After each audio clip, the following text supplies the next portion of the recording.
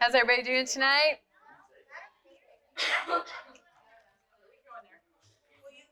How's everybody doing tonight? Good. Yeah, there you are. I heard one, then I heard a bunch. Good. Awesome. Everybody have a good week? I know for some of us it was kind of a roller coaster. We learned to live with that, right? Now you know.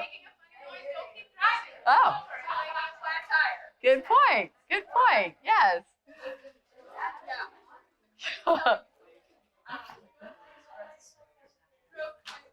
Well, I had an interesting week. While we get started here, if you want to go ahead and turn to Deuteronomy 1. We're starting the fifth book of the Torah this week. And I'm pretty excited about it tonight. I wasn't excited about it on Wednesday or Monday or Tuesday. I had a really roller coaster ride week, and just for various reasons, it was hard. It was hard to focus. I felt myself going in a lot of different directions, and it didn't seem to be making any sense. And I couldn't put my thumb down, and where I thought I was going to go wasn't the way I was going to go, and it was just you know, it's part of life. It's the way it kind of happens sometimes. But as we all know, God is good, and I was excited to just come to some closure and some getting everything down on paper tonight or yesterday to bring tonight. So I want to tell you a story. As everybody most everybody in here has met our dog before, Max. Yes, Max. He's probably one of the most high maintenance dogs you've ever met. Since we've had this dog, he's been nothing but trouble. He's got a loud mouth. He's a beagle, so he whoops and hollers a lot, and he's had allergies, so he's had to be on allergy medication, and he the slightest sound all through the house, and he just starts barking, and and he's really doesn't listen to me very well. He listens to Bruce better, but anyhow, Max loves to chase cats. And so, we've kind of made it our routine in the mornings now. After I get up, I grab my coffee, we go out on the front porch. It's special time, right, for him to go out on the front porch with me. So I am extending him some trust to go out on the front porch. And it's early in the morning, so I don't worry too much about it. And we try to, so he's supposed to stay close to me, and usually nobody's passing. But the other morning, one of the neighborhood cats decided to come strolling down the sidewalk, and sure enough, boom, he takes off running after this cat, chases the cat under a truck. The truck, he's trying to get under the truck. The cat takes off and goes across the street, goes to another house. Finally, Max loses interest, and he comes back to me. And so, I knew that was going to happen. It was my fault, The next day, evening, actually, I took Max for a walk on the leash, okay?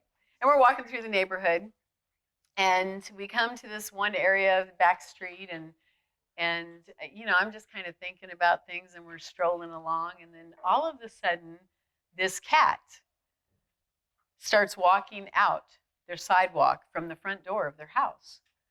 And at first I'm thinking, oh, as soon as the cat sees Max, he's going to take off running, won't be? And then, Max is probably going to pull me away. This cat just keeps walking.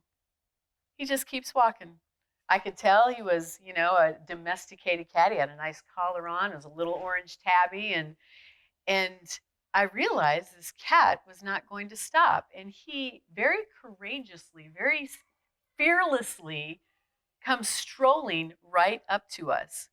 And I realized that Max had not even seen this cat, never expected it, didn't see it, and this cat comes walking up, just completely ignores the fact that there's a dog in front of me, had no concept that his life was in danger, okay? And I realized Max doesn't know what to do. He's never experienced anything like this, okay? So he's standing there. I've stopped. I'm holding him on the leash. The cat comes walking up and sits down 2 feet in front of us, as if he knows us. I mean, it was the funniest thing. I thought to myself, you have no idea, cat. You are a crazy cat. You are staring death in the face, and you are not flinching. It was amazing. It was amazing. And for some reason, as I was getting ready for this portion this week, tonight, that story came to my mind, you know? That story came to my mind of facing death and not flinching. You know, we were singing that song earlier and it said, death is defeated and the king is alive, right? Well, it's like this cat knew that. Death is defeated and the king is alive, right? For a minute there, I started thinking, wow, this is almost like Aaron Johnson, you know, taking this rock and turning it spiritual. I had a good story, but so let's keep that image of the cat in our mind for a little bit as we move ahead, okay? I want to start with an introduction to Deuteronomy.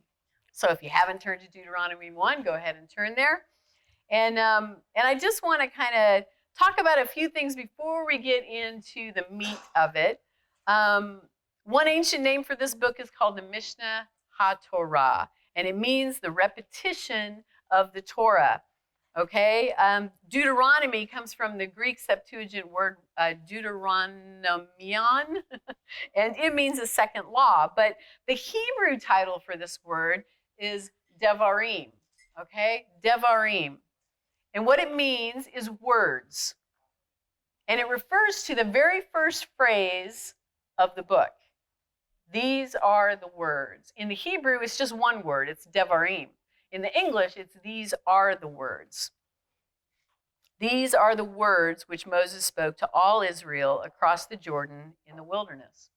Now, Devarim it means words. It means speech, speaking, things, saying, utterance, business, occupation, acts, matter, case, manners.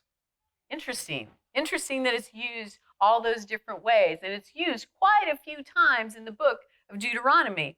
It's not a coincidence that many of the ways this word is used in Deuteronomy go along with contractual language, okay?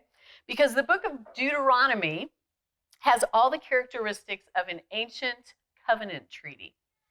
I don't know if many people knew that. I know I didn't know that for the longest time. An ancient covenant treaty was a document that defined the relationship between a king and his subjects. In this case, the king of the universe and the people of God. This one in particular follows models of a political treaty, okay, in the ancient Near East. And if you look up here at the top, this is the outline of what that treaty would be. It would have a preamble. And if you are following in Deuteronomy, the preamble would be chapter 1, verses 1 through 5. Historical prologue, okay? It gives the history of how the king and his subjects came together, okay? That preamble, take one step back. The preamble kind of answers the questions of who, when, why, what, that kind of thing. After the historical prologue, then we come to the stipulations of the contract. Okay, so the general and specific stipulations. Then we come to the sanctions part of the contract. In the case of Deuteronomy, we're talking about the curses and the blessings. And then there's like a recap, a summary. And at the very end is the continuity section, which just sort of talks about how this contract will be continued. Okay, how it will keep going and stand the test of time. This book was also relevant to the people in the first century. It's actually quoted over 80 times in the New Testament, and it's quoted more than any other book of the Torah by Yeshua himself. When being tempted in the desert, throughout his Sermon on the Mount, and when he was asked, what is the greatest commandment? In all of those ways, he quoted Deuteronomy. So as we move forward in these weeks to come, let's keep some of those things in mind as we try to find our own relevance to the story. Relevance. Relevance has actually been a word that's popped up for me a few times over the last couple of weeks in different conversations with different people in different contexts. And you ever have, talking about words, it's a word that just popped up. And when I was studying for this week, and relevance really, it came to me again. Relevance is something when it is closely, or something is relevant when it is closely connected or appropriate to what is being done or considered. When it's appropriate to the current time, period, or circumstances. We actually talk about relevance quite a bit in this community. We talk about how our story relates to the story that we're reading, the text that we're reading. This is called narrative relevance. You actually use it more than you think you do. Like geographical, an example would be geographical relevance. If you listen to the news, right? What captures our attention the most? It's the things that affect us personally the most, right? So if you're like my husband, the first thing he does in the morning is he gets up and he checks the local weather. And that's relevant news for him. It tells him what to expect during the day. I'm the same way. Malou's the same way. If you hear a story on the news about something that happens in a neighborhood close to you, doesn't it pique your attention even more? It becomes more relevant to you because it happened close by. The truth is, people care most about what affects them.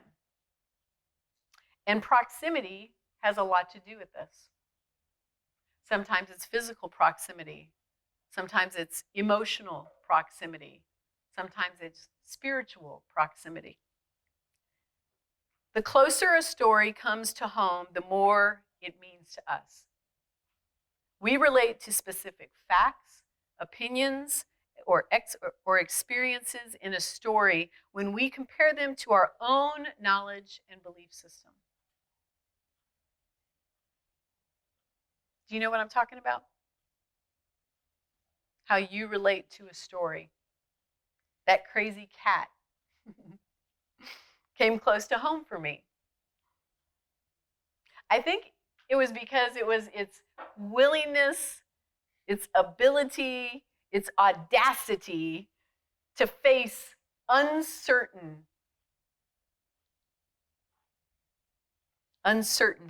an uncertain future, completely confident. Isn't that funny? In a cat? I saw that in a cat. I found relevance in a crazy cat. A willingness to face an uncertain future, completely confident. Some would even say completely stupid. But our challenge is that we find relevance in a story that is a world apart, a culture apart, thousands of years and hundreds of generations apart from us. And that's our challenge every week. When we open this book, when we read these words, we search for that. We search for how close the story relates to us. So that's what I want to challenge you to do as we read through some of these portions.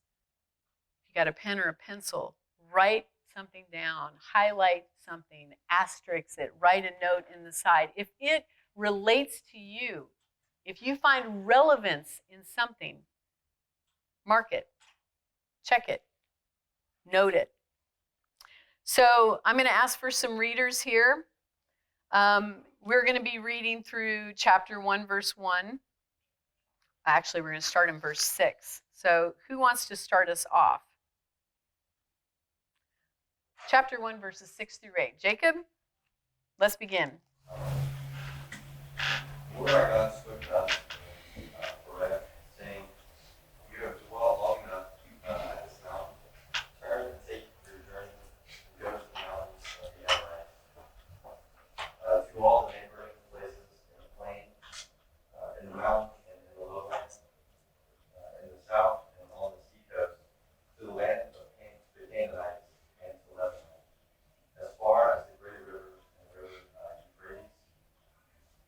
I have set the land before you. Go in and possess the land, which the Lord swore to your fathers, Abraham, Isaac, and Jacob, to give to them and their descendants after them. Okay, thanks. So Moses in the book of Deuteronomy, who's he talking to? Who's he addressing? The children of Israel. Yes, the children of Israel, but not just any children of Israel, okay? He's starting off by talking about the very beginning, okay? He's talking about way back after the Exodus, and they came to Mount Sinai. They had been there for a couple years, right? And God had said, I am promising you this land. We're going to take you to this land. You're going to follow me to this land, and I'm going to go before you, and I'm going to make that land yours, right? So they leave Sinai, and they're on that journey, okay?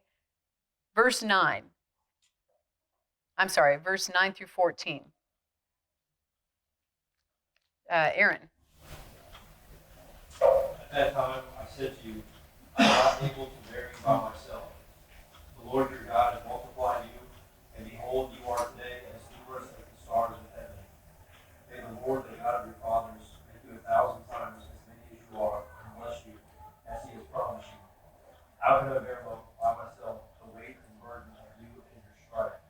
Choose for your tribes wise, understanding, and experienced men, and I will appoint them as your heads. As you answered me, the things that you have spoken is good for us.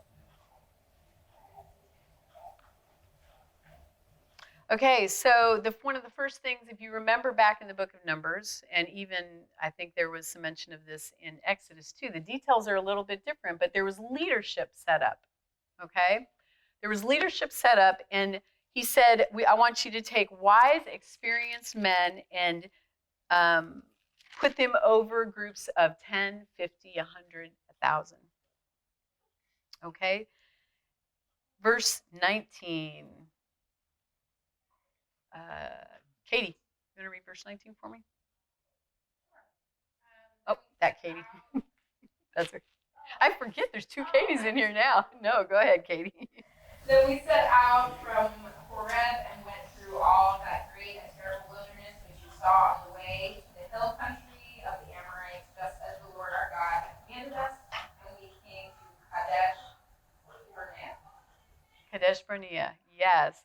So I thought the interesting thing here is that we set out from Horeb and went through all that great, terrible wilderness, which you saw on the way. So we're talking to all of Israel who were leaving Sinai on their way to the promised land. And God, specifically noting that I took you through this great and terrible wilderness, and you saw it. You experienced it. Okay, let's move on. Verses 20 through 25. Justice? And I said to you, you have come to the mountains of the Amorites which are dwelling at Egypt. See, your dwelling has set the land before you. Go up and possess it, and hold it with your fathers before you. Do not fear the roots of them, and all who come to you and say, let us send them before us, and let them see shepherd, and bring back word to us the way of the cities into which you have come. Rather within my eyes, so as to talk with them and not overstep. They turn their head up to the night, and the waters beside them. They took some of the fruit of the land and brought them, and they brought back word to us saying, the land is rich by the Great. Bruce, you do 26 through 33.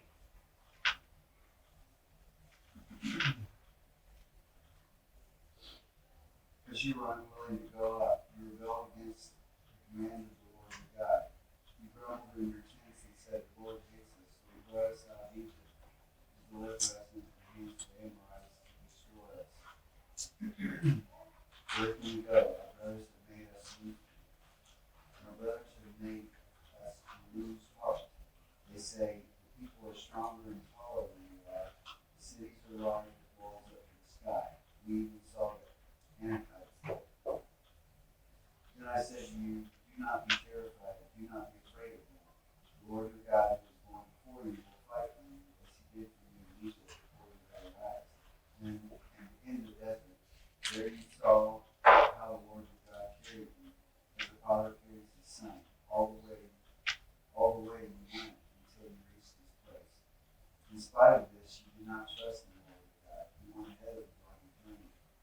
fire by night and cloud by day, to search out places for you to camp, and to show you the way you should go.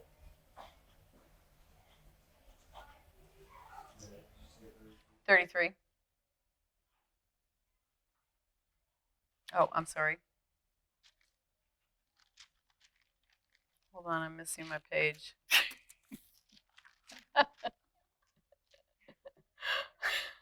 Sorry. Okay, I know. I do have one. It's hard to get used to that. Okay, 33 through 40. Emily, can you continue for us? Yes, 34 through 40. Loud and clear. And the Lord heard your words and was angered, and he swore, not one of these men of this evil generation shall see the good land that I swore to give to your fathers, except Caleb the son of Okay. It's okay. He shall see it, and to him and to his children I will give the land in which he has trodden, because he has wholly followed the Lord. Even with me, the Lord was angry on your account and said, you shall not go in there. Joshua the son of Nun, who stands before you, he shall enter. Encourage him, for he shall cause Israel to inherit it. 40. And as for your little ones, who you said would become a prey, and your children who today have no knowledge of good or evil, they shall go in there. And to them I will give it, and they shall possess it. But as for you, turn and journey into the wilderness in the direction of the Red Sea. Okay, and last one, let's see, who's Savannah? 42, no, I'm sorry, 41 through 46. Then he answered me, we have sinned against the Lord. We ourselves will go up and fight, just as the Lord our God commanded us. And every one of you fastened on his weapons of war, and thought it was easy to go into the hill country. And the Lord said to me, say to them, do not go up and fight, for I am not in your midst, lest you be defeated before your enemies. So I spoke to you, and you would not listen. But you rebelled against the command of the Lord, and presumptuously went up to the hill country. Then the Amorites who lived in the hill country came up against you, and chased you as these do, and beat you down in the air, as far as Hormah. And you returned and wept before the Lord, and the Lord did not listen to your voice I give ear to you. So you were made at Kadesh many days, the days that you were made there. Okay, so what's happened here, we've heard this story before. The people of Israel leave Sinai, they get to the promised land. Once they get there, they decide, well, we don't, actually it says they decide here, before it said God said, but either way, 12 spies are sent into the country. They come back with a report. The report is, yes, the land is flowing with milk and honey. It's everything that God said it was, but wait, there's giants over there, and we are like grasshoppers, and there's no way that we're going to be able to defeat them, right? And so the fact that since they did not trust God, God got angry with them, and he ends up judging them and giving them consequences that will affect them and their children for the rest of their lives. The consequences are that they would end up, everyone from 20 years old and up would die in that wilderness over the next 40 years. So everyone 19 and older would be the ones who would be going into the promised land. Everyone 20 years and up would never see the promised land, the place that God had promised. So if you look over at 2, verse 14 and 15, now the time that it took for us to come from Kadesh Barnea until we crossed over the brook Zered was 38 years, until all the generation of the men of war perished from within the camp as the Lord had sworn to them. Moreover, the hand of the Lord was against them, to destroy them from within the camp until they all perished. Turn back with me to verse 1, chapter 1, verse 1. These are the words that Moses spoke. These were his final words. Some say this was his last week of life. This was his charge to the children of Israel, the ones who had made it through the wilderness, outlived all of the older generation, And they are the leaders that will go into the promised land. But listen to what he says here. These are the words which Moses spoke to all Israel across the Jordan in the wilderness, in the Arabah opposite Suf, between Paran and Tophel, and Laban and Hazeroth and Dizahab. It is 11 days' journey from Horeb by the way of Mount Seir to Kadesh Barnea. And it came about in the 40th year, on the first day of the 11th month, that Moses spoke to the children of Israel according to all that the Lord had commanded them. Did any of you notice the emphasis he put on the fact that it only was supposed to take 11 days? It was only supposed to take 11 days. But here we are 40 years later.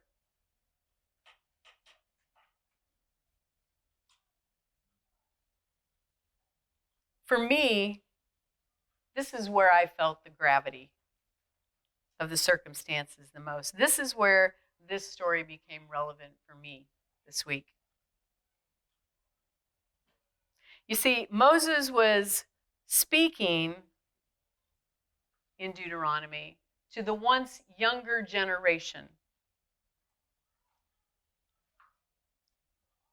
who probably had to work through feelings of disappointment in their parents and grandparents, feelings of anxiety and worry over facing the future, who at some point had to buck up and take responsibility, not just for their future, but for the future of their family and their community, who had to come through the wilderness challenges better people, who had learned what it meant to truly trust God, who had experienced his grace and love and provision and compassion, and who had watched those before them pass away. I wondered how those relationships persevered over those years. I wondered if the younger ones felt it their mission to fix the older ones. I can remember feeling that way when I was younger. If I really want to bring it close to home for me, 40 years ago, I was 15. I've experienced all of those things, and I still do, especially the part about learning to trust God. Ruth Bosma, Terry Young, Doris Dale, Clyde Walker. Those are all people who have come and gone, who went before me, but made an impact on my life. Changed me in a lot of ways, made me the person who I am today. But there's people that are still here that are impacting my life. You know, my mother is the matriarch of my family. She's the oldest one of our family. And one day she will pass, and then I will be the next one.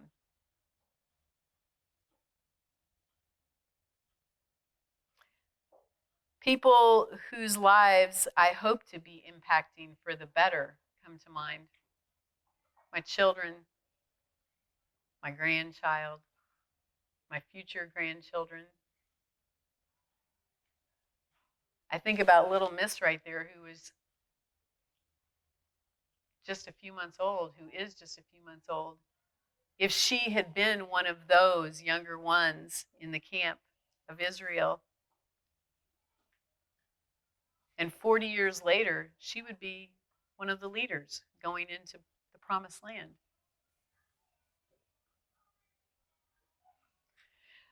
Clara was talking to Bruce's sister one time, and she was telling me about this, but she was talking to Lisa about generational differences and getting along with each other and that kind of thing.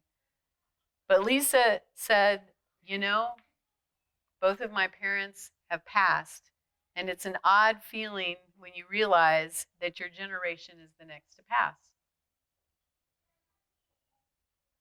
it makes you wonder, have I done everything that I should do, should have done, need to do? How am I helping to mold the ones coming along after me? How am I encouraging them, equipping them, helping them to be the people of God that they desire to be, that God desires for them to be? Which brings me to a final thought. How this story connects to our story. What about that younger generation? All those that were 19 years old and younger. Everybody just stand up for a moment. Go ahead, just stand up for a moment.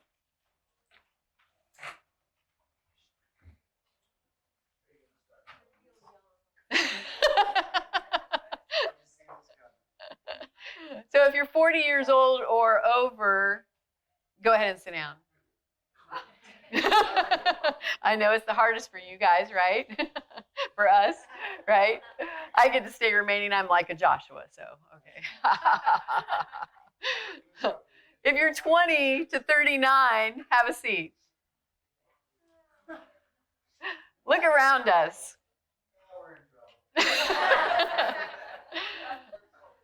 No, seriously, look around us. Because this is our younger generation. There she is. Okay, you guys can sit down. I don't want to put them in there, starting to get uneasy. Really, as we look around and look at our younger generation, the first thing I thought of was, wow, this would be a really good opportunity for all the older ones to get together and give advice to them on how to be great leaders of the future, right? Yeah, let us at it, right? But then I thought, no, let's do something a little different. Let's ask them what they think would be good advice from us. And instead of putting them all on the spot tonight, I decided to communicate with them earlier and ask them a few pointed questions. Questions like, what are your anxieties and worries about the future? What kind of advice can you give the older generation for helping the younger ones? And what do we, the older generation, need to pay attention to more? And honestly, I wish I would have been able to talk to all of the younger people in here, but I didn't get to. But I did get a lot of good answers.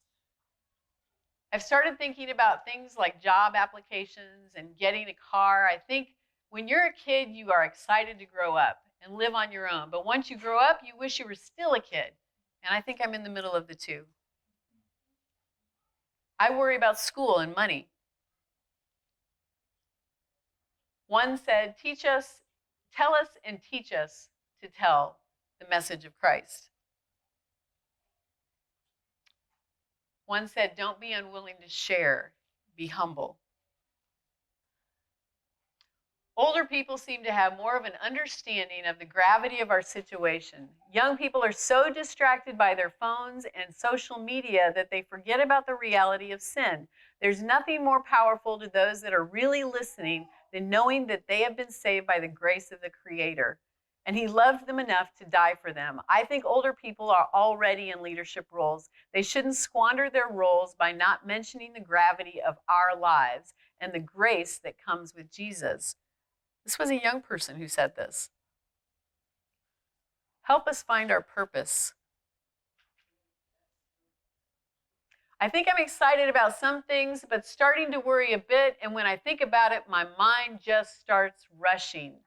Most of all, I'm trying to enjoy my time as a kid.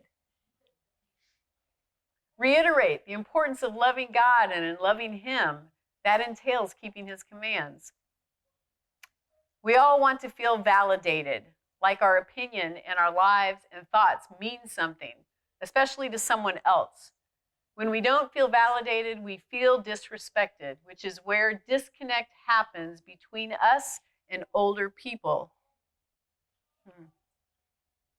When talking to younger people, you have to make them feel like it is their own decision rather than telling them to do something or making them feel like it's forced upon them.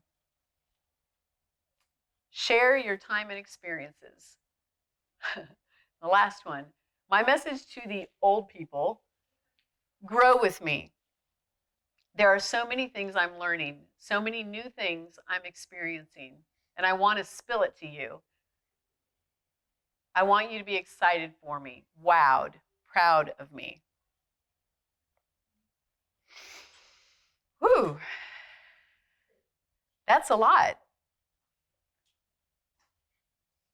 That's a lot. But it gives us something to put our hands on the handle. It gives us some handlebars, really. Because we're all in a position, in a place to influence those that will be leading families one day, those that will be leading our community one day. And we want to encourage them and equip them, prepare them for what's ahead.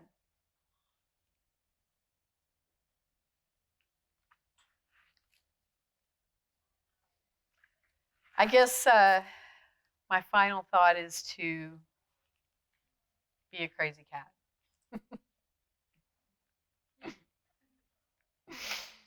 It was just like that.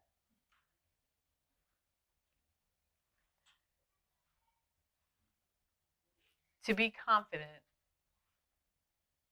in what the future brings and what you can offer the future, even in light of uncertainties. All right, let's pray. Lord, I thank you. I thank you for this evening, and I thank you for just the experience of worshiping you, singing to you, unifying our voices, being one. I'm thankful and excited for the weeks ahead as we dig into Deuteronomy. And I pray that you would open our hearts and minds, that you would help us to find relevance in all of it. Go with us and help us to be more like you every day. Amen. Questions, comments? Anyone? Yes. What does it mean that they had no knowledge? No knowledge of good or evil. I mean, to me, that is a kind of is a tag that takes me back to creation, takes me back to that tree of knowledge of good and evil. But no knowledge of good and evil would almost be the opposite of what that, I mean, it is, you know, the opposite of what that tree represented. But no knowledge of good and evil would represent innocence to me.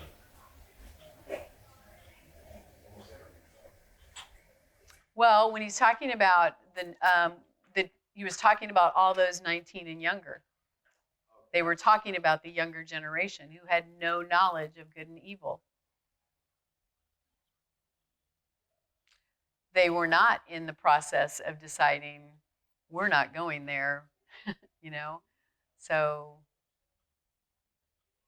it wasn't them who made the wrong decision. Anybody else?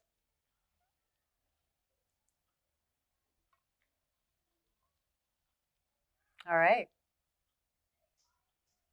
I got everybody thinking, or we'll have a good night and continue the conversation.